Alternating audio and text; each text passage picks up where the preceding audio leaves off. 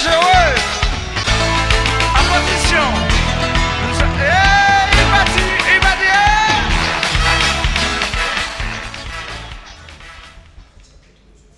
Voilà, bonjour, très bien fait de suivre ces programmes avec votre humble serviteur Doudou Montiri, Moron Jambé à la réalisation, et n'oublions pas aussi Bruno Nzinga, Christian Manjoul à l'exploitation, Alec Kabongo Alcam, et nous pensons aussi à Mike Moï qui nous assiste aussi. Coordination Orme Makunda RMAC. Très bien, allez, nous allons tout au long de cette émission vous parler d'un sujet très très intéressant parce que ça va nous concerner tous. Mouton Saliaka, Mouton Sasomba Kailoka, Somba Lipa la Tongo, Mouton Sadejinaka. En fait, hausse de prix de quelques denrées alimentaires et pourquoi pas aussi du carburant. On va peut-être aux ongles parce que on a carburant avec comment on a Lipa le bateau na Tongo, calculer baby. Alors, nous allons sans plus tarder déjà demander à Christian Banjolo à faire voyager Bissot et Nassima Tozonga. On y va. Nzambe Mawa Otumoli peuple africain Oluki kolo Nzambe Mawa Binoba politicien fo boyoka pasi na biso Mawa Otumole ngamo Mawa Afrique balila Amota balila Brazzaville balila Ina Gabo balwa Nigeria makambo Liberia makambo Dosala nume Mukili pasi Nalingi nalobaka sina ikobanga mingo. Voilà, toujours Loba, c'est important que Loba pour se concerner Bissot, hausse des prix des alimentaires et du carburant aussi. Mais seulement, to lobby, to Loba, peut-être la solution. Et pour Natina de Kambuto ben ici, Baïke, bande qu'on a Bissot, ko Kabola, on a Bissot sujet Oyo, to partager en Abango. Donc nous avons maman Louisa Déborah. Qui est déjà là avec nous, maman Louisa Déborah. Bonjour maman. Bonjour. Sentez-la bien? Très bien papa. Sentez-la très bien. Ok, alors elle n'est pas seule, il y a aussi Maps, il y a monsieur Salé. Bonjour monsieur Salé, vous avez le micro? Oui, sentez-la bien? Bonjour, sentez-la bien? Oui. Nangolo Nzambe, tolamuki bien, toza bien. Kitoko. Alors, Daniel Safou, lui aussi est des nôtres. Bonjour Daniel Safou. Bonjour, bonjour mon Thierry. Oui. Oui, Daniel Safou. Merci pour l'invitation mon Thierry. Kolekana TV comme il passe pour l'angai.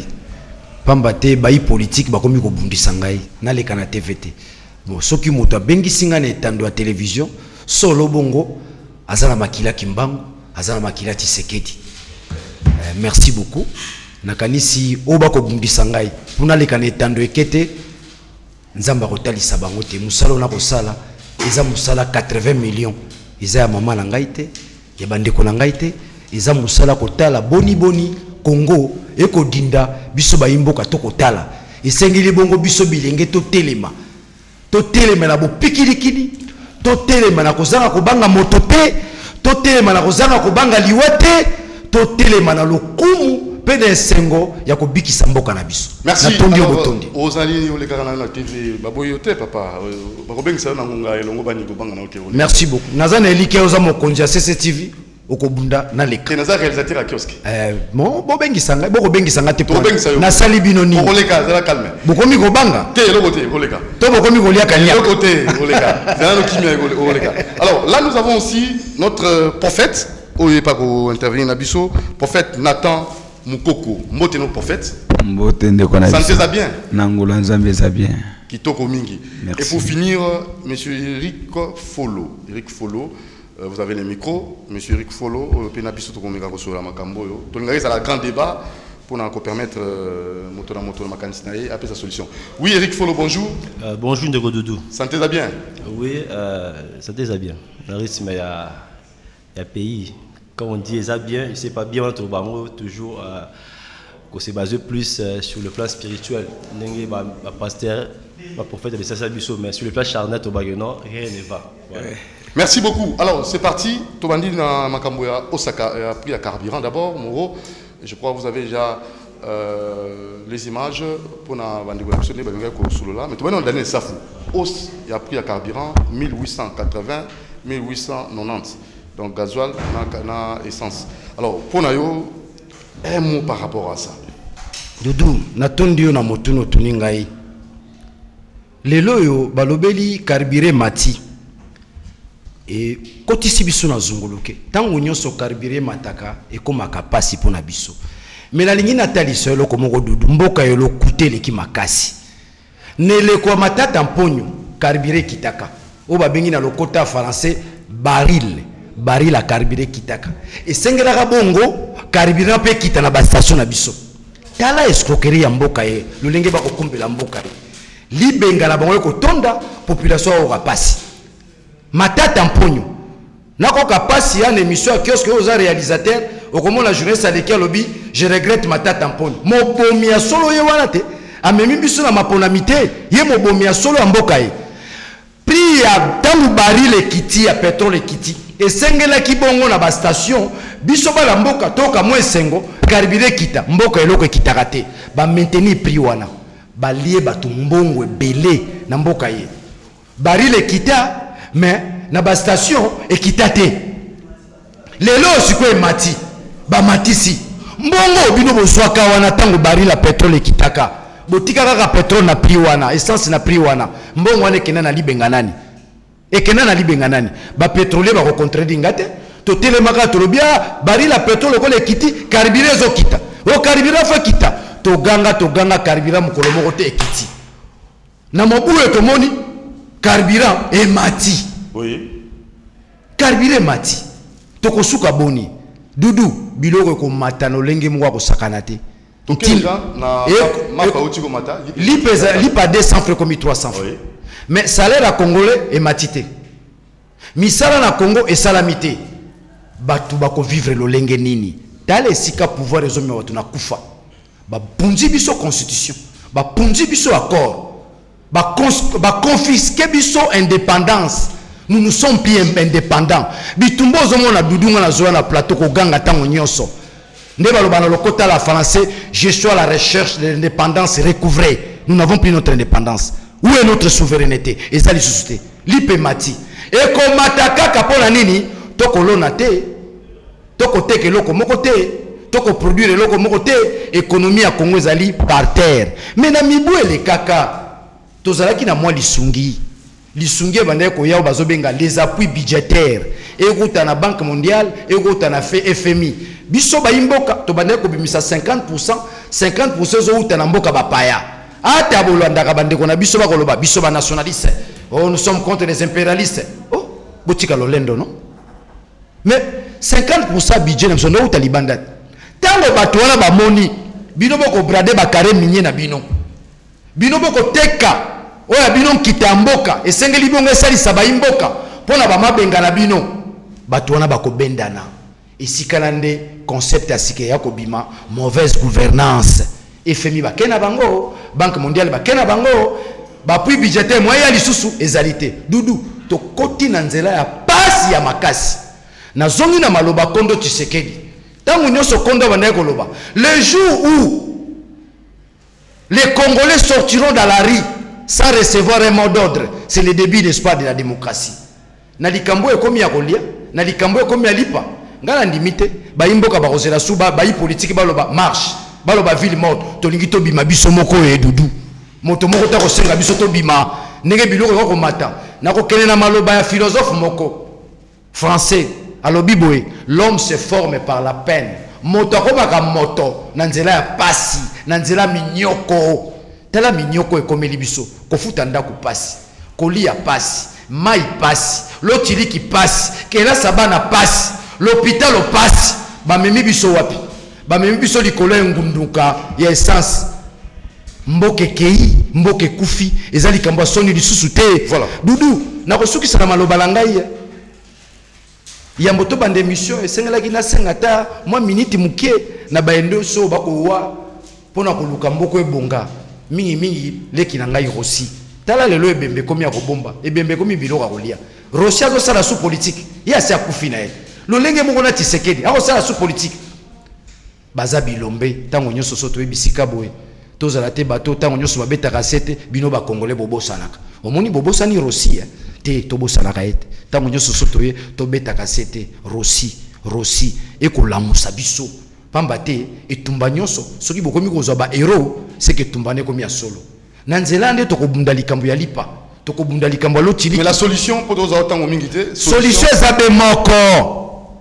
ezabe moko mboka ye bakotosa mobeko likunzi te eza bongo mboka ya pasi démocratie ezali moko ya likambo ekomema mboka etombwama esiko démocratie ezali lisusu te mboka ekende liboso te biso atoza na dictature toloba yango soko lobi yango babi simba ye kanga ye beta ye boma ye oh biso tomibonzi na biso tomibonzi mpona 80 millions mboka ye eza na mobeko lisusu te mboka ye komi ya bayangi 6 mboka ye komi ya bapomba etombwamaka te nkita nango mpe etombwamaka te parce que esika ye bayi mboka esengeli basala mpo batombola nkita ya mboka bakangi maboko na bango bosala na bino tala mboka lelo ndenge ekomeli olamuka na tongo Kokoniangi olamuka na tongo Bitakwira olamuka na tongo Steve Mbikai wana bato bapunzi mboka donc nakosukisa na maloba na ngai lipa ekomata se komata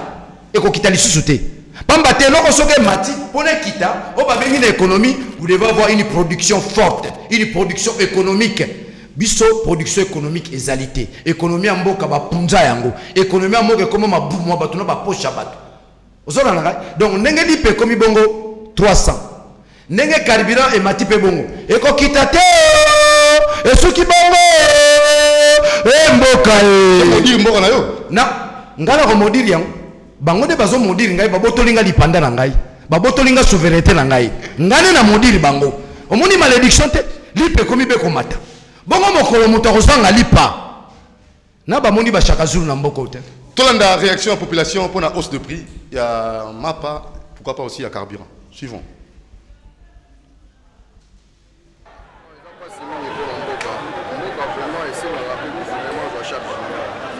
Comment un Indien a connu la mboka a ça les locaux pour le matériel sans que le gouvernement a visé la population. Les locaux ont un gouvernement qui a revoir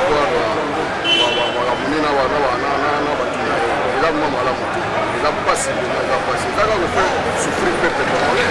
Vraiment il parle monde on attend on va donner 300 francs. Les bossons m'a 200 francs directement la monde on attend on va donner 300 francs.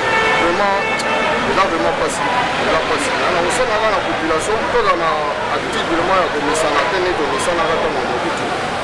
Logo mati le tigi na logo mati kaka to sala ni non to sala ni ya mabe.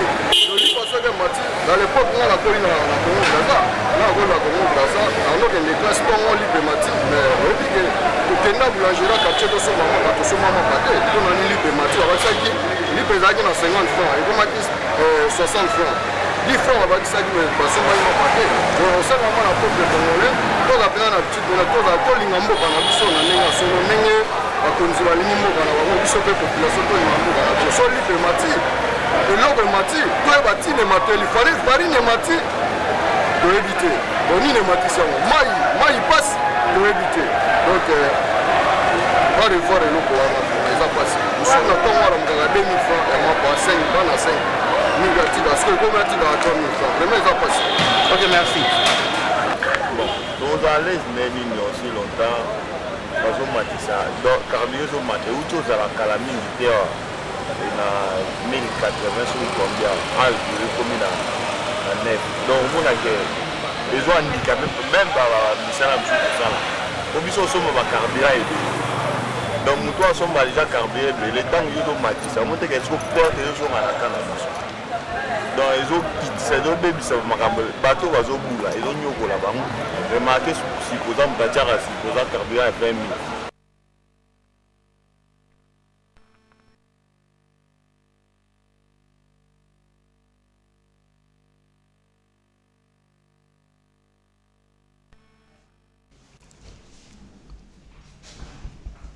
Voilà, là ce sont là les deux premiers intervenants, donc nous allons revenir avec d'autres.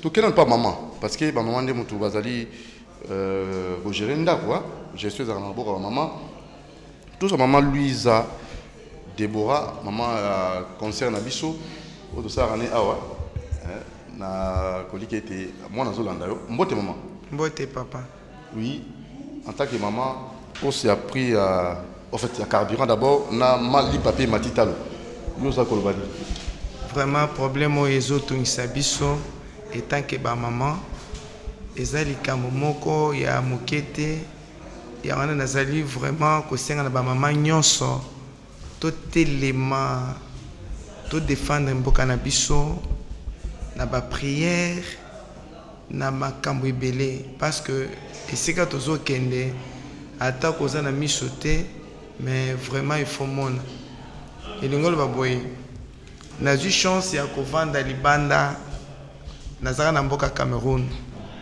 nasali kuna 16 ans nakenda na mboka na 2000 nakutaka lipa na 100 francs na longwe na mboka na 2016 natiki lipa na 125 francs écart ya 16 ans lipa emati na 25 francs mais na mona ba Camerounais baza ko revendiquer leur lipa mataka na 125 elinge mata na 150 ba Camerounais ba revendiquer pe mokonzi ayoki azongisi lipa na 125 vraiment likambo yo nazo senga na ba responsable ya mboka etangi ba kambi na biso ba konzi na biso botala likambo malamu nazo senga vraiment na bino na za maman tozo tala tozo kende wapi pe tozo kende kosuka wapi mboka na biso tokombana bakomba mandia moyibi soko komi na Pascal okomi yoka mawa ndenge moyibi ekomi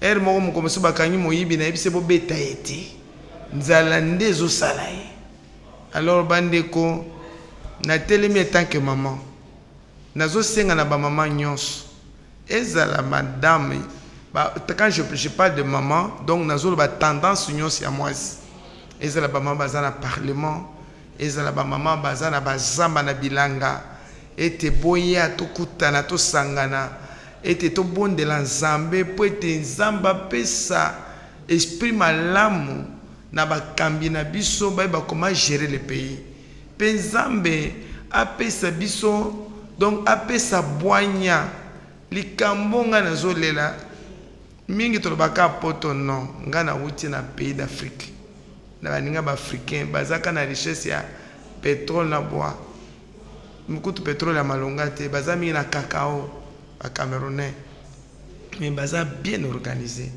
au mon administration façon vie sociale bato bazo vivre na aisance na sengi vraiment na bancadrer na biso nyonso bakonzi papa bato nyonso ete to telema. Ok maman tozongela yo maman Louisa Déborah maman ya bijou Tchela wa sara na biso awa alors to senga bato bazo na biso na moni bazo linga mingi ko benga pour ba intervenir na éviter ndeko réalisateur peut-être tozo ba testo to tozo appel ndenge lipe matitalo balbi mieux vaut ba testo bo comme la biso to tanga ba message na bino ba boulangerie ya ba congolais awa ezaboni congolais baza na boulangerie na ye so to sali moi inventaire moi moké to za na ba boulangerie boni ya ba ndeko na biso ba congolais to za la boulangerie boni ya ba étranger en mboka na biso est-ce que biso ba congolais to na boulangerie ya biso za mingo ya ba koni boulangerie ya ngona te artisanal congolais bena na mboka no boulangerie ba koni ça c'est quoi ça alors ils ont manqué initiative ministère tout ça dans ministère industrie ministère tout ça dans en fait je sais pas moi je comprends rien nous avons qu'on a limité de 5e à 9 au 5e 10e rue de la 4e à la 10e rue ba industrie wana ba usine ezalaki wana et bon wami ya friperie Tombola Boaka. Ça c'est quel pays ça? Donc, par moment, je remonte à Tombola. Na kani parenthèse na fungolaki. Donc, moto la moto a kanisi si kazali. Tokeye pas prophète. Nathan Mukoko. Bref. Lipe matitalo, Gabriel matitalo. Kabrata la Bible pe au fungoli. Likamo dani. Bon. Toti, vous savez, na elobeli moko tokoki koloba eloko moko tei ya motema mabe. Motema mabe. Motema mabe. Alors motema mabe ndezo tindika mutu asala mabe. Parce que soki mutu azana motema malamu akoki koboma mutu te. Qu'est-ce que tango mutu azo matisa eloko na prix exagéré veut dire mutu azana makoki ya kosombela ko wana il faut akufa. Azala mvite. Awa Bible na memi elakisinga iboy. Kosomba eloko na prix ya malamu. Kobakisa prix ya eloko wana, c'est un péché. Attaque aux productions d'alité. Hein? Attaque aux mboka zo sala ils ont produire té. Mais premièrement, mboka nde ekoki koposer loi que lipa esuka na niveau tel. Ce n'est pas bakolo mapa.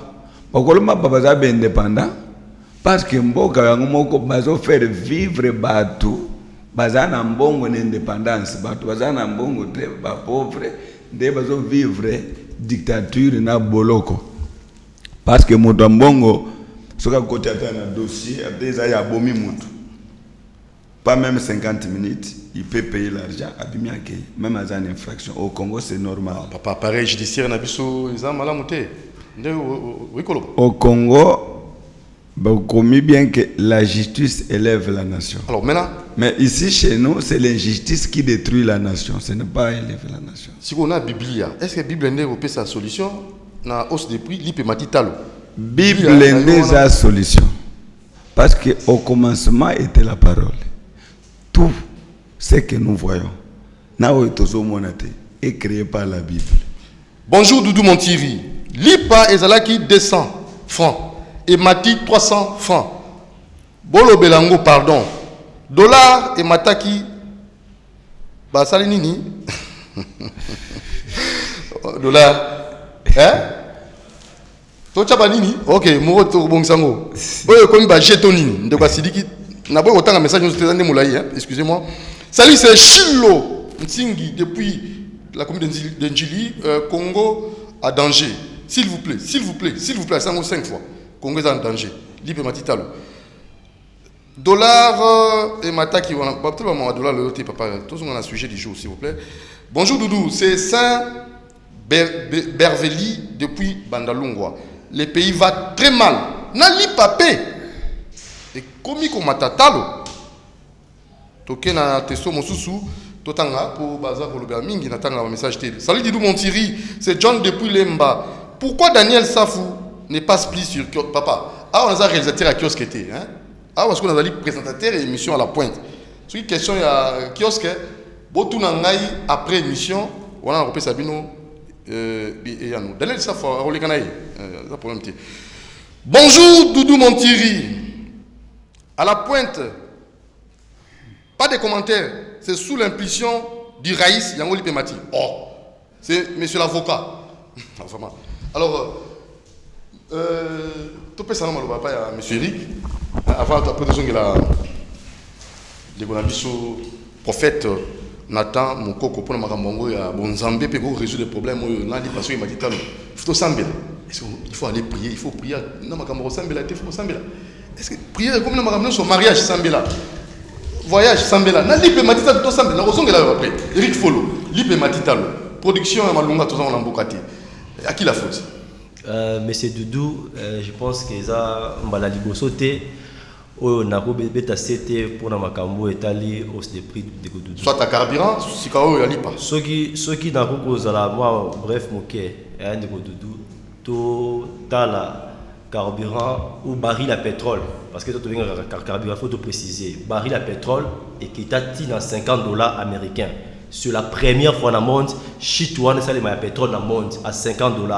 Mais biso awa so ke na pompe, carburant ça ni zako komata. Isabe komata. Ce qui est bizarre et que les dirigeants aura tenté d'expliquer même peuple par respect et considération que on y ça là que non baril les équita mais awa carburant ça ni mata. Ils ne prennent même pas le temps de vulgariser l'information que boye que non ceux qui vont moni baril les kiti mais awa mati il a dit à telle situation on n'a pas le temps. ils n'ont pas le temps de considérer biso peuple. On a biso à contribuable, autres cotisés, autres foutre pas on a biso, il y a ça là que non, le loba va ministre, va foutama, ils ne prennent pas le temps parce que non, ceux qui vont barrer les kiti, mais à niveau il y a pompe, il y a station et mati. Voilà le mécanisme. Oyo, il y a ça là que non, malgré shit il y a baril, mais mais quand même, attends les fils de considération à Pamba, exact. Sur lequel il y a Italie par M. Doudou. Oui. Vous imaginez, nous avons 21 600 églises. 21 600 églises à Kinshasa, 21 600 églises. On se pose la question, combien de boulangeries il y a des Congolais, exact. Vous imaginez 21 600 églises de réveil. Ah, on a Kinshasa. Mais avenue Moko de part et d'autre, parce que l'église. Et que derby, église, on église, derby. Parce que dans l'avenue Moko, on a 12 églises, dans l'avenue Moko, 15 églises. Mais sur le tour Awa, combien de boulangers congolais exact? Oh, il y a Koni, artisanat, il y a Kalakoni, Wana, ils ont une mauvaise foi. Ou ils ont des comportements. Papa, tu as tout dit, est-ce étranger qui a boulanger? Quelque chose, mais les Congolais aussi sympathiques. Des redouceurs, ils prennent la taxe. Mais comment est-ce qu'on construit chaque jour un immeuble? On se pose la question. Le cas champignon, malgré le dollar, ils ont mata, malgré Simé Mataki, ils ont mauvaise foi. Il y a chaque jour, ceux qui ont un bon dirigeant, ils auront des comportements. Les gens confondent des choses. Oh, Moutaza Maël, Asa instruit, c'est tout. Pour la Moutou, a rendu ma capacité de faire éduquer, veut dire formation physique, morale, religieuse, intellectuelle. On te dit que tu es éduqué. Et bah, tu as bon monde, ça la rassure, tu es le Sika et quel iboso. C'est-à-dire, il doit avoir un bon comportement. Yo imagine, pendant la Koshita, tant qu'on te conseille à lobby, bah, tu vois comment le niveau il y a réclamer. Tu es qui va à l'Obaranine. Si tu n'es pas capable de se rébeller, hein, tu n'as pas droit à se lamenter. Ceux qui osent la capacité de monter les matins, tu as couler là. Alors, biso de frères, c'est ça, comme il est là, lipa et mati, moutarolo bazate, carburé mati, moutarolo bazate. Ceux qui viennent au biso, ah, ça a il est bien monté. C'est comment on a normal, la médiocrité est comme on a normal chez nous. Les anti-valeurs est comme on a logique. Est-ce que je serai suivi? Est-ce que c'est ça le problème? Je pense que Doudou, il est temps de reprendre des consciences. Sortir à crise à Congo, c'est un problème d'homme, un prototype d'homme. Joue autre la conscience, la conscience. Toyeba, to uti wapi, to zawapi, to linginini, Ndeko Doudou, ils sont automatiques. Bon, on a changement, bon, on a développement, bon, on a orientation, il y a RDC. De ton chaque fois, la nationale, moi je me dis, il doit y avoir des rectificatifs. Nous bâtirons, non, c'est le présent, pas toujours le futur. Pourquoi le futur? Nous bâtirons, non. On doit battre aujourd'hui le Congo. Ce n'est pas demain, c'est aujourd'hui. Voilà. Avec les gens consciencieux. Merci. Hein? Bonjour Doudou Montiri. Que le Congo, c'est un pays de renards. Bildo, à partir de Kwango, la province, dans la Kwango. Papa, l'IP Matitalo, Cabré Matitalo. À qui la faute? Production à Malunga, tout ça, la raté dans Mboka. Bonjour Doudou Montiri, c'est Fabien depuis Mongafula. C'est un sale jeu de notre gouvernement. Il est dans ces jeux, en fait, il est dans ces jeux-là. Comment expliquer que le prix des denrées alimentaires ne puisse comme ça augmenter? Le gouvernement ne dit absolument rien. Non, nous, population, nous devons dire non, non, non, non, non à ce jeu. On a des mois comme il bichot. L'IPA, 200 francs et comme 300 francs. Monsieur Salé, si on veut réagir, Tinda Testo Nayo, na numéro est affiché, donc 089 61 52 634. Toujours la hausse des prix, il y a quelques denrées alimentaires, toujours la lipa nanoa, pour la tongo. Bana, bon des femmes pas y 1000 hein. Et on a outa musala na wafuta. Si vous comme na musala ba bengo, papa. Et là qui militaire, papa qui si ba 100 francs. Et combien? Ça c'est quoi ça? Donc papa vous avez surpris la musala, atika qui ba des femmes hein. Bon ya bon ici pas au foot na pourquoi et mati. Donc dépassé. Salé. Merci beaucoup. Algérie ba congolais awa les alités. Kaka ba étranger. Ya biso kaka ou bien ba koni. Oui bingate na bengami na kombo ya docteur Maps Salé. Maps nako définir yango lelo lokola médecine africaine d'assainissement psychologique et aussi spirituel. Et loko ezo zanga ezali hausse ou baisse des prix. Et loko ezo zanga plus c'est la conscience. Et surtout moto oyo akoki kokota na cerveau ya batu. Comme ça amekanano ko sala assainissement. Oyebi soki ndako eleki salite et bomaka toujours bakolo ndako. Yango il faut toujours ndako ezala soin. Bongo pe soki eleki kozala salité et pe saka bien te. Savant moko ya poto aloba vivre dans un avenir hypothétique, c'est un alibi pour repousser la responsabilité immédiate. Pour dire qu'on vivre dans l'avenir ya kokanisa. Et même toujours mutu aki ma responsabilité immédiate. Mon frère Doudou, tout comme Batunyo Sobaola Nangai, os e bandi lelote. E bandaka, e bandi, et continuer kaka. La conscience est très basse. Oui. Oyebi, ma psychologie lobby, ezali ko interpeller ba mikonzi, que ça soit à opposition, que ça soit à pouvoir, le vrai futur des vivants, c'est l'histoire de la mort. Bino ba mikonzi, à opposition à pouvoir. Tant que boyebi que un jour boko kufa, Nzambe a ko-jugé bino double. Question. Double fois. Question. Ouais. Est-ce qu'il y a 3000 ans, nous avons sous ça? Na 3000 ans. Yo, ngai, tozala, continue. Alors, le vrai futur des vivants, c'est l'histoire de la mort. Un jour, tokokufa. Bako jugé sénégalais, c'est l'homme wanguba nae alonaka. Mais yo congolais, on Nzambe a pesa yo tout. Toilette ya Nzambe zalaka na kasai ya sumbaka ba diamant. Masuba nae, ba mercure, ba nini. Alors na lobi boye, ma psychologie ezali ko interpeller bino. Na tango ya 1 plus 4. Peuple nde abanda kilokuta. 1 plus 4 égale à 0. Mais ngana yebisaki bango égale à 0 te. Tango Jean-Pierre Bemba Igwe abimi, Joseph Kabila abimi, c'est que c'est là qui 1 plus 4 égale à 2. Mais le cola tout ça na malhonnêteté. Toloba qui égale à 0. Tozo tromper monde ou bien tozo mi tromper bisomoko. Lelo ba olobela Igwe Jean-Pierre Bemba te yango équilibre ezate. Igwe Jean-Pierre Bemba a géré mboko oyo na budget à 2 milliards. Mais batu bazala qui bien. Matata mponyo zaki na budget à 8 milliards. Il a fallu vivre na biso kende 3 à 4 fois supérieur ya oyo Igwe atikela ki biso. Hélas, ezongaki 3 fois inférieur. D'où tangu lelo batu ba tolérer na souffrance ya Igwe place ya za. Malédiction kozala toujours na sima. Tokela lisusu na kamoli kamomoko ya muke. Kaka na tangu ya Igwe. Balobi 1 plus 4 égale à 0, il a fallu sikoyo ba corriger. Pona 1 plus 4 emona na 0. Saki ya sima elongwe na $10 à $50. Grand frère nanga amatisi ndako en fonction de ça. Lelo saki ya sima eza na moins de $10. Est-ce que ndako ezonga ki na sima? Écoutez, to juger kaka ba politicien te. To mi juger na no biso moko. Parce que attention peuple congolais, malédiction eza déjà na kati ya Kisasa. Nazo sala tout intercalé ngo mais naza incapable. Mais tika Nazali ko sala tout. Alors prophète aloba. Prophète aloba. Salé, prophète aloba. Na lobi prophète aloba zawana. OK, tokela nous to kapé population, tozunga la prophète pour yo memi makamba hausse de prix à lipa na spiritualité. To kana bandi ngoloba. En tout cas, c'est grave. Mais pasteur alobi motema mabe. Yango ezobota. Suivons d'abord ça. Population ont réagi, ndenge mapé mati na kabrin mati.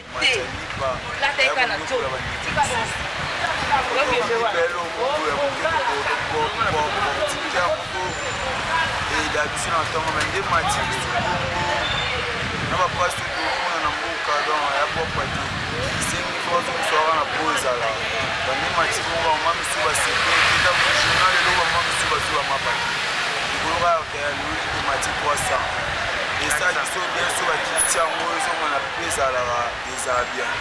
Et la mouquine a zagé dans le ok, c'est bon. Papa, n'est-ce qu'à ver Mati et ça la se va chauffer pas. Au bima, au kébula, va faire que c'est moi et ça là qui toujours fait que c'est 30 000 francs. Parce que les commis pour nos copains, et commis qu'elle m'a pas pour lui. Papa, toi, va faire comme moi les fils de société. Batou va ôter comme un carburant. N'a pas côté va aller pour batailler la vision dans mon carburant. Au biso va chauffer donc on va discuter. soko limité totika mama ki chauffeur tozongela kikulu siko biso ba makamona ezaka mosuke biso to mikomona biso ba chauffeur moyen donc tozo débrouiller na ndenge na biso poto vivre ali bosusu su biso ba carburant au matisi monteke bosu biso pe mais bino ba chauffeur pe oza mama demi terrain belé est-ce que ba demi terrain ba sama susute ba demi terrain ba sama parce que ndenge bili po carburant mo ya moto zolo bila oyo et comme siko moyen et ezate ke ya okula susu ko sa jini manga to koma okata kuna ba demi donc okati kozo poka susute komi tuke komi belé carburant mati dona ba patron to komi na kosona na ba patron donc passe. OK, merci.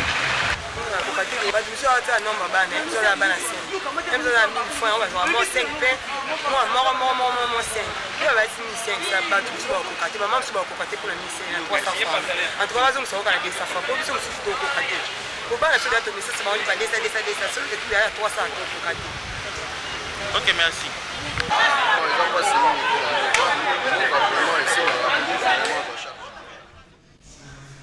Voilà, alors, population Otigoloba, vous permettre de faire un message. Parce que tout le monde tire, il y a l'IPA, au pire, de là qui 100 francs et commis 150 francs. Tout le monde. Voilà, c'est le docteur Emmanuel Mwindila, Yadoudou Montiri, ou là, on a mon message de Katani. Tout le monde est après, hein? Excusez-moi, Emmanuel, tout le monde est après, mais seulement. To linga ki danaino to ka prophète hein parce que moro to ki prophète après to kena réaction pe à bandeko mususu na tina likambo prophète papa lipe mati opire mati cadre mati ba boulangera ba congolais ça maraté kaka ya ba étranger et ça problème spirituel bon est-ce que vous qui m'a débatté tozui tozana ba problème tokoki koloba tozana problème ibale oui. Problème ya liboso na okinde kwa zolo ba conscience.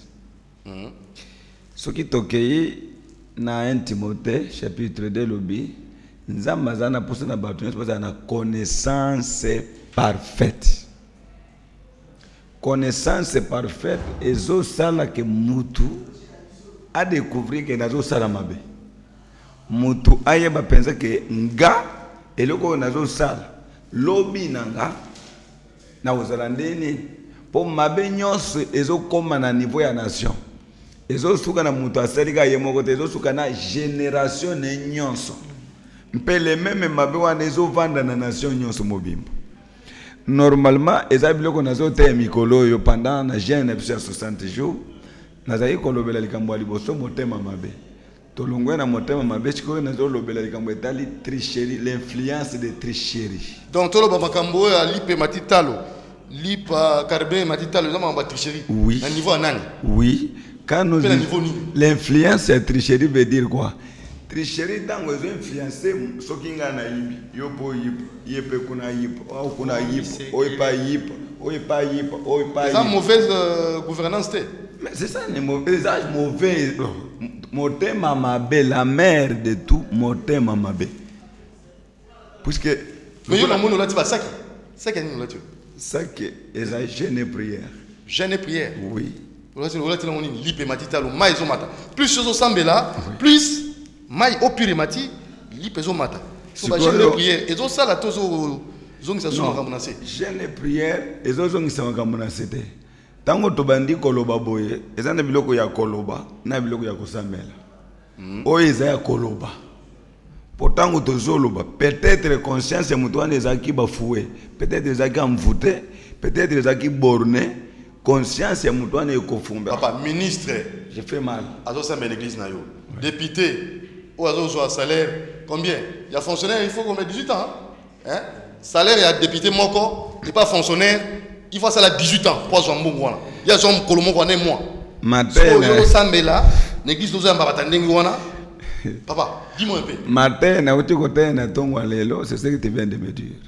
que comment ça fait que mutu akoma chef de groupement libela alongwa kate balongola gaite veut dire yenda zana mayele nyonso et bloqué makambo non il fallait mbokeza na remise et reprise oya BBC longwa mosusu pa kota totala boanye zankati naye mauvaise gérance base nango motema mabe toyo ko que tricherie ezo influencer mutu nyonso elongwe na politique et vanditi na église. Voilà. Doudou Montiri, pardon. Yebisande ko wana comme on a so yebité comme on a Nathan Mukoko prophète. Akanga Bible na prophétie na bango ya lokuta wana. Oto sengeli ko sala ezande ko bengana bato oyo bali ko kamba biso na ndenga mabe eza Bible te. Votre réaction? Bon. Ce que alobi to kanga Bible azobosana ke avant yazala nzamba zalaki. Nyonso ezoleka na nyonso ezali na nyonso ekoleka nzambe mutu asali ezala. Kokanga Bible ce n'est pas la solution c'est la Bible. Parce que Bible ko fongo la conscience ya mutu ezaki bloqué. Est-ce que ma Bible bandikala?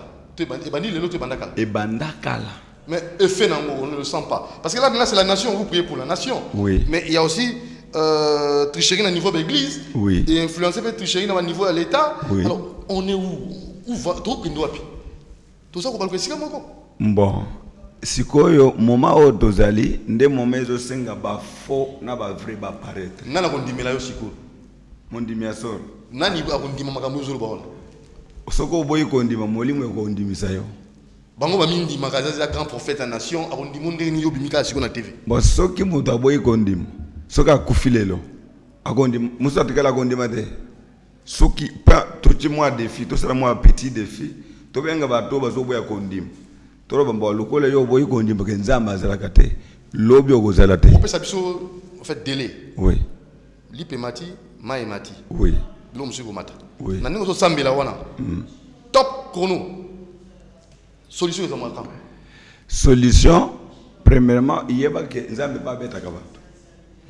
O bazo yo kaete. O bazo tosaete nzamba betaka. Na kobeta nzambe ne sika bomoyo akozo ata mutu ko tambula na wana abomiango.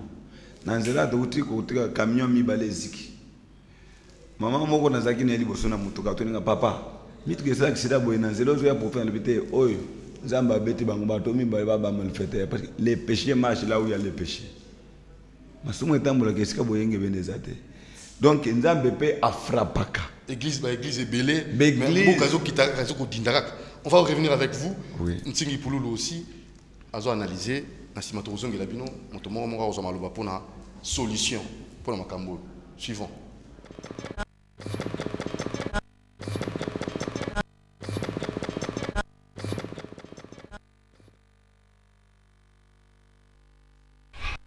Bonjour, messieurs les journalistes. Candidat président de la République.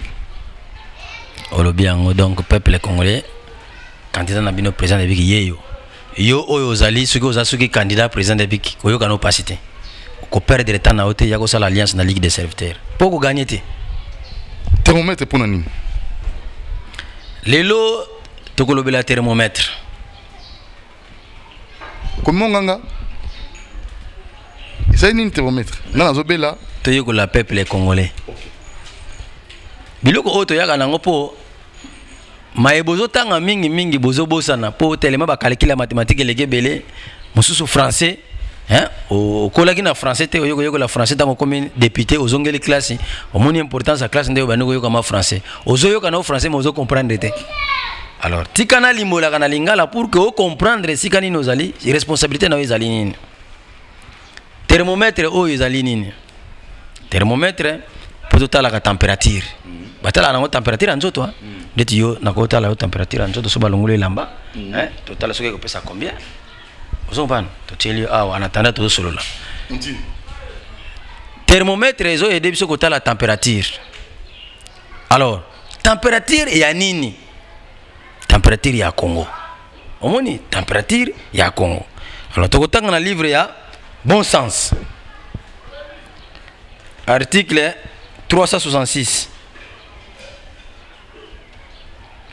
article 366 et l'obinin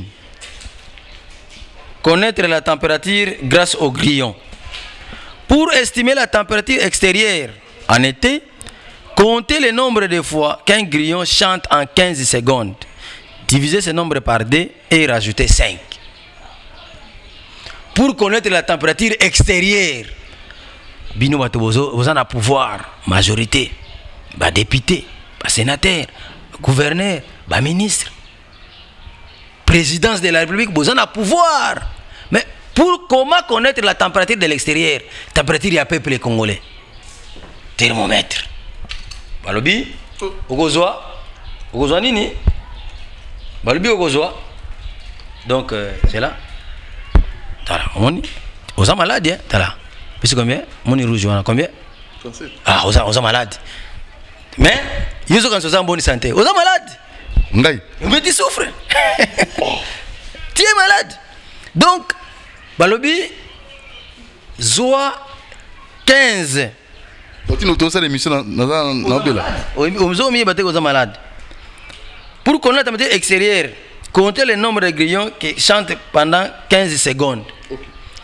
Ce que l'on a la température du peuple congolais. Zoa Sikoyo, fonctionnaire à l'État. Oh, il salaire na bango. Peuple azo ka passe ndenge nini. Ba yebi sakayo que peuple aza bien, chef de l'État. Ngali na yeli au thermomètre. Zoa 15 fonctionnaires. 15 fonctionnaires au banani. Ba o dignitaire était. Tala ba solo ba kenga la ko pemeni wana. Ba baza musika bazaka lokotaka ba baza na porte liboso. Ba bazwa kambongo muke wana. Zoa bango 15. Aujourd'hui, des soldats, des policiers, qui nous ont agents et fonctionnaires de l'État dans le bureau, dans la fonction publique. Nous avons 3. Nous avons un bureau, dans l'hôtel de ville, nous avons 4. Nous avons un supermarché. Nous avons un salaire, nous avons un moko. Nous avons un supermarché. Nous avons un supermarché. Moi, je suis un achat, nous avons un achat. Nous avons une température et un salaire. Nous avons un lela. Si on moni salaire oyo ba soda wana bazo ko kengela ba policier bazo la butu mo ilibanda oyo kamawa na salaire bazo zwa température ndenge nini ko ba température ya peuple alingio te température oyo bango ndenge nini ba marche soko yoki ba marche ça dit peuple a se plater ville morte peuple a se plater température po bango ndenge nini talambongo oyebi pepe kale alobaka mosolo yango nde thermomètre ya économie ya mboka na yo mosolo tala ba billet ba 5000 lelo na ba 10000 tala soko oke ko somba biloko na wenze bimisa billet ya 10000 obona mutu atekele lelo ka baye aso tala ngo asimi musko dollar azo za tambo yete Mutazo si mbongo le baby. Mbongo na yo moko ya Congo. Mbongo ya Congo. C'est-à-dire quoi? Mbongo na ya malangate et comme mbongo moko déjà douté. Oh. Bakondia. Que faire maintenant? Que faire? Mukondia mboka. Bakondia mboka. Pouvoir, ils apprennent ko sunga nango peuple, ils apprennent ko nyoko la peuple té. Bobimisi ba faux billet. Bino moko ba bobimisi ngo pona négocier za la gité. Avant mbongo ebeba na septembre. Ba fonctionnaire nous ba salaire na bango na ba billet 50 francs, 100 francs, na 200 francs. Tala mbongo ebele. Lelo oyo lokola bakomi ko plancher ba billet, bino moko ba kondi bozo plancher ba billet. Lelo oyo so kezo mbongo na banque, et maka ba 10000, ba 5000. Ya sikati na pas l'idée. Hôtel pena bona so ba kati billet moi hein, moi bebelo kone makone eso sala ndengwana. Eso la bazo plancher ba billet. Conséquence, bilo ke matitalo. Température peuple a comme ko souffrir. Ne Dieu ni ngoza bozo bela na yo mais oyebite ko zobela. Hein? Ozobela ko donc ningo za bozo ko bimi somba no valejini zwambo. Ah, c'est qui boulou. Oza malade, na peuple na ngai. Alors, na peuple est-ce que na peuple zo banini? Zwambongo papa ozobela. Mais peuple est-ce que tala yo? Ozoboya pona mbongo zela na luka ya mikemi ko moni o revese. Tala na kabeli mutu mbonga boy. Mais so zaki ba 1000 francs ba 500 francs belazui. Bino mo boza ba témoin. Tala mbongo. À partir du 15 avril, ce qui solution mon année mbongo ba oliango lisute.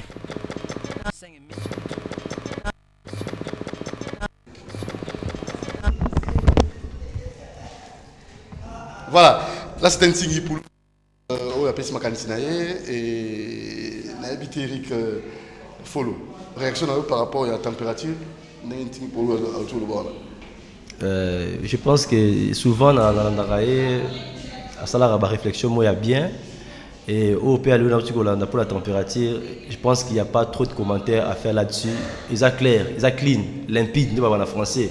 Au moins, Moutou a mis sur mon athée, il y a aussi un les lunettes, mais Moutou a mis sur mes balais.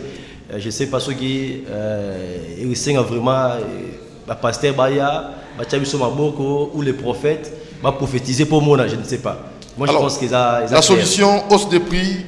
Oui, je voulais répondre un peu rapidement, malheureusement, pour la parole. Lorsque mon frère à côté, M. Salé, nous dit voilà, la faute retombe aussi à la population. M. Salé, troupe il y a la raté, il y a toujours des mauvais dirigeants. Quand tu dis que le peuple n'est pas quelque part dans la faute, non. Pourquoi les lois sont faites? Et ça pour eux, on sent la belle pinir. Attention qu'aux États-Unis, au coup, il y a des gens qui font des dérapages. Ça sera toujours. Mais il y a des lois mises à disposition où il y a Salimabé et il y a pinir. C'est-à-dire, rôle il y a peuple, il y a rôle, il y a loi, il y a Moana. Même la Bible, surtout la Bible, vous imaginez que nous avons dit, oh, il y a la thé, oh, il y a la mouton, oh, il y a et après, il faut tirer sur une mouton, après, c'est une injonction. Veut dire, il y a des dérapages. Il y a des dérapages, oh, Salimabé, il y a pinir. Peuple les sont les dirigeants. Ceux qui battent les na rigueur, salé, moutouto sont en Anzela. Quelque part, na mégapi renchérie des prophètes. La vérité, quand vous dites que non, il faut prier, et sans prière, je veux bien qu'on s'en met là. Mais comment on a un grand pasteur? On doit faire la différence. Tu as une grande église ou tu es un grand pasteur? Grand pasteur, ça mouton, ça la foi ma casse. Ça la condibre. On dit mais la Jésus, on Jésus lobaki. Mais on peut commencer à réclamer l'église à Minende des Ali. On a des grandes églises. Pour nous tout le monde a des grandes églises et non les grands pasteurs. Ceux qui a solo, il y avait des grands pasteurs. Ce pays devait trouver des solutions. Il y a des grandes églises, mais il n'y a pas de grands pasteurs. Mais c'est Doudou concernant la solution. Je pense que on ne produit rien. Produit et l'eau et alors hausse des prix il y a toujours contenu au mata parce que mata tapogno a dit que ça passe oyo un budget il y a 8 milliards mata a préféré dire c'est les malades qui va vers les médecins et non les médecins chez les malades. Il faisait allusion à l'FMI et à la Banque mondiale que bangonde faut pas na biso à rompre accord wana et vous connaissez les conséquences autant le lot aussi les lots et perdirez. Alors je pense qu'il y a des gens où faut qu'on indexer bango de doigts que ça bangonde mutu à la base il y a souffrance oyo et deuxièmement mais connaissez Doudou fait passer message batu oh tu bino boya wana ba ministre. Moi je pose la question, c'est une confiance que le président appelle Sarabino à contrepartie bino ça la ranini. Il n'y a pas de rendement, à part que les conflits inutiles, appartement à villa. Mais à contrepartie, à Pessio, confiance. Parce que la finalité, il y a un débat sur la population. Mais les ministres. Alors il faut que le président punisse s'il faut limoger, il ne faut rien. À part que comme riche dans la famille Bango, il ne faut rien, alors rien. À part de conflits. Aujourd'hui, dans la province de Mongala, on n'a pas l'avion. Les salades, ils ont l'avion T. Il faut qu'il y ait des Gemenosi moto. Pourquoi il y a un conflit entre Makila et le gouverneur Sidou Bang? Vous imaginez le conflit entre les individus, ils ont puni la population. Monsieur le Président, il faut des fois, des choses pour Nabatabongo. Voilà, poste il y a une santé. Voilà, poste à peuple. Pour yom doit ser comptable le jour J. Alors Batouana demain, on a costume d'ailleurs, à la costume de couleur moussous. On le connaît. C'est le moment. Batabongo faut la punition. Mais voilà, ministère de Matili, ministère de Matili. Ministère économie, ministère économie, et là il faut ministère économie après ça prix et pas la mission les arnaqués. Le matin moi je me réveille dans le téléphone un million de francs comme ça. On me demande pas. Allez bon, ministère économie d'arnaque. Nani? Kapika. Papa, revoir non non. Lipe mati ma matita na makamona pardon. Boye pena moyen. Alors, maman rapidement tourne la souka. Maman lui la Berne Déborah, oui. Lipe Mati, Maï Mati. En tout cas,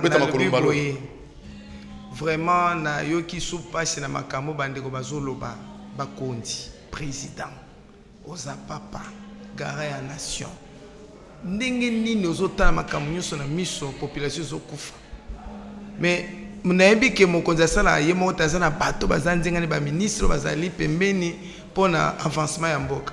Mais tant que on a des makasi boy, ils ont des avantages à Moussalo Yayo. Mais soit décision. olie population ezala kokufa ndenge eza boye olie bato baliana bandeko na nga makambo ezoleka eleka mpe na ntango ya kala bana Israeli basibisa makambo ya makasi mingi bazomona lokola bamama basi baza na eloko moko te na lobelo moko na kati ya mboka oyo vraiment bapapa balia balimisanga soki mboka oyo ya Congo eza na ba oyo toza nango lelo parce que na Congo bazo reconnaître force à moi cité mwasi nde conseiller mwasi nde mokolo makambo ebele totali na bamboka na landa histoire ya Angleterre bamboko mususa bapaya. Oui, pour finir maman. On a fini na lo baboye. Nazo senga na batu ba konzi mboka batela biso makambo malamu parce que population ko koma na niveau dépasse l'équi. OK. Bana bazo souffrir. Basi. Ba maman yo ba telema to revendiquer ba droit pour na tina ya bana na biso ba vivre. OK. Prophète, toujours après de ce qui s'est salé. Ndekoma lobiawa, Doudou Montiri. Tika biloko ba professionnel lukuta bazolo bawana. Malédiction ya Congo eza wapi? Prophète, rapidement une seconde, peut être solution. Bon, je crois que tokoyi kota même matin ya CD ya église et sikana zotea. Na bande ko toko ko senga tout mona mwa muke tozo idée ya prédication. Non non, les gens bon la te papa. Loba papa. Loba. Tokoki ko lobela batu lelo. Soka zo boya prophétie, ce n'est pas un problème, ça c'est pour lui. Na okinde kwa lobiawa que na Congo il y a des grandes églises, mais il n'y a pas un grand pasteur ou il y a un grand prophète. Grand prophète, c'est la foi. Nous avons la foi et ont changé ma cambo. Nous avons la foi et sont capables de retrancher ma cambo. Ceux qui tuent le Congo, ceux qui tuent le gouvernement du Congo, batu balobaka vérité balingaka bangote. Et le roi Libosezo même kufa na Congo. Voilà yo. Oui. C'est moi, oui. Ah. Na Congo bazolinga vérité te. Na Congo balingi lukuta. Mais l'église n'est pas vide. Non, il y a bandeli. Ça c'est le bandeli à prière. Il y a vide te. Il y a église, il y a groupe de prière. Ah, groupe de prière. Oui. Alors, dites-nous maintenant rapidement, tout le monde a souka. Bon, rapidement. Prophète. Pour na kosa. Et là, consulter prophète pour me remettre mon malam. Prophète l'obinini. Mais ba consulter que prophète alors la vérité te na Congo. Na Congo ba considérer ka bato ba luaka kanyaka bato ba zoaka mabonza. Mais est-ce qu'on peut nayo pour la vérité ndenge zo miloba. Ndenge tozo ba vérité boy. Na mito ba zo kufa na mitemati. Ici on n'aime pas la vérité, ici on met le mensonge. Ce qu'on dit corruption, on dit tricherie, tu n'as pas de problème, tu es un bon pasteur. Or, si tu parles la vérité au boy kanyaka, tu es mauvais pasteur au Zana Kimiate na Congo. Voilà que même les petits Rwandais, bazo sakana ba Congolais parce que ba bi faiblesse ba Congolais que bazaka pire ba corrompi. C'est pourquoi les petits Rwandais bazo sakana biso parce que ba bi faiblesse ya ba Congolais. So Congolais azaki na problème ba pesi ata $100 ata $50 au bomande ko naye abiki étranger. Pauvreté l'équi. Pauvreté l'équi va créer crise politique on a zoté. Donc c'est créé, c'est voulu. Crise c'est fait sciemment. Guerre politique. Alors votre numéro de téléphone tout ce qui ici on. Bon. 081 150 53 23. Bandela 081 150 53 23. Alors, vous avez un prophète, pour la question, il va répondre à temps, il va Papa Salé, l'ICC, tout cabon. Ma psychologie, un nouveau savoir, une nouvelle connaissance basée sur les secrets naturels pour une révolution spirituelle en tant qu'une réalité au-delà de la spiritualité. Et rappelez bien une chose, le destin ne coûte absolument rien, mais parfois il est chronologique. Et ce même destin ne se précipite pas, ne s'agite pas, ne se bouscule même pas, mais il va pas à pas jusqu'à ce que l'homme doit découvrir ce qu'il veut. Voilà, que Dieu bénisse la RDC, que Dieu implante la conscience, la vérité et la sincérité. J'ai dit et je vous responsabilise. Merci. Merci, monsieur Amissi, à UDPS, Landi Bissot, vous êtes au Kimi, prochainement Rosala. Doudou Montir vous remercie. Ciao, portez-vous bien, merci à l'équipe technique, à nos. Un message tout le temps, même lobby, dans 11h. Ciao.